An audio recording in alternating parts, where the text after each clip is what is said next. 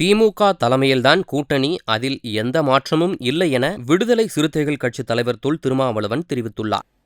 அது ஊடகங்கள் எப்படி வேண்டுமானாலும் ஊகம் செய்து கொள்ளலாம். எங்கள் நிலைப்பாட்டில் நாங்கள் தெளிவாக இருக்கிறோம்.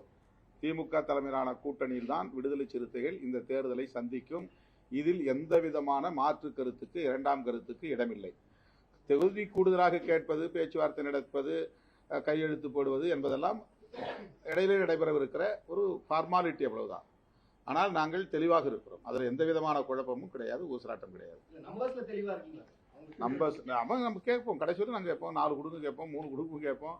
என்ன முடியுதோ கேட்டால் தானே, நீங்கள் சொன்ன மாதிரி கேட்டால் தானே, கேளுங்கள் கொடுக்கப்படுங்கிறது தானே.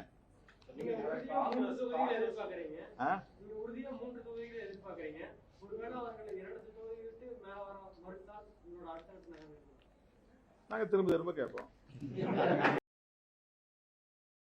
செய்திகளை உள்ளது உள்ளபடி தெரிந்து கொள்ள ரெஃப்ளெக்ட் நியூஸை சப்ஸ்கிரைப் பண்ணுங்க.